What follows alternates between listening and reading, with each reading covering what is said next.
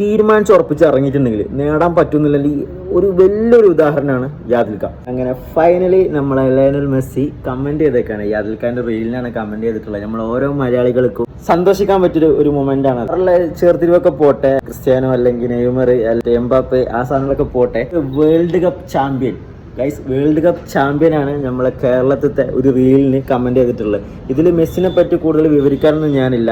പക്ഷെ നമ്മളെ മലയാളികൾക്ക് ഓരോരുത്തർക്കും അഭിമാനമായിട്ടുള്ളൊരു കാര്യമാണിത്. ഇതിനൊരു വേറൊരു പാഠം കൂടെ ഉണ്ട്.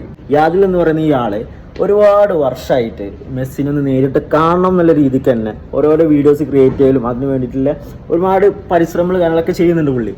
ഞാനായാലും ഈ വീഡിയോ കാണുന്ന ഈ ആണെങ്കിലും എന്തെങ്കിലും ഒരു കാര്യത്തിന് തീരുമാനിച്ചുറപ്പിച്ച് ഇറങ്ങിയിട്ടുണ്ടെങ്കിൽ നേടാൻ പറ്റുന്നില്ലെങ്കിൽ ഒരു വലിയൊരു ഉദാഹരണമാണ് യാദിൽ ഖാൻ. ഇത് മനസ്സിലാക്കണം, ചെറിയ കാര്യമൊന്നുമല്ല. മറ്റേ നമ്മൾ ചെയ്യണ മാതിരി ഒരു വീഡിയോ വെക്കണം അങ്ങനത്തെ കാര്യങ്ങളൊന്നുമല്ല മൂപ്പർ ചെയ്തിട്ടുള്ളത്. മൂപ്പർ വലിയൊരു അച്ചീവ്മെന്റിന്റെ ഒരു തുടക്കം മൂപ്പരോടെ കുറിച്ചിട്ടൊക്കെയാണ്. കാലം തീരുമാനിച്ചിട്ട് അതിന് ഫോക്കസ് ചെയ്ത് പോയിട്ടുണ്ടെങ്കിൽ ആരൊക്കെ എന്തൊക്കെ പറഞ്ഞോട്ടെ, പോണ വൈക്ക് പല ജാതികൾ പല ഐറ്റംസ് ആയിട്ട് പറയാനുണ്ടാവും. ചിലപ്പോൾ കളിയാക്കാൻ ഉണ്ടാവും, ഇതാക്കാണ്ടാവും, എല്ലാം ഉണ്ടാവും. 5 പൈസ ഉപകാരം ആരൊക്കെ ഉണ്ടാവില്ല. പക്ഷെ ഇതിൽ ഏറ്റവും കൂടുതൽ നമുക്ക് മോട്ടിവേറ്റ് ആകാൻ പറ്റിയ ഒരു കാര്യം തന്നെയാണ്. നമുക്ക് എല്ലാവർക്കും ഒരു ഇൻസ്പയർ ആണ് Yadil Khan. So congratulation Yadil Khan. So വളരെ ഹാപ്പി. ഓക്കെ.